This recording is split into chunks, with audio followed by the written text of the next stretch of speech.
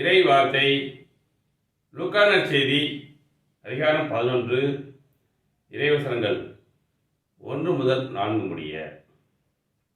இயேசு ஓரிடத்தில் இறைவனிடம் வேண்டிக் கொண்டிருந்தார்.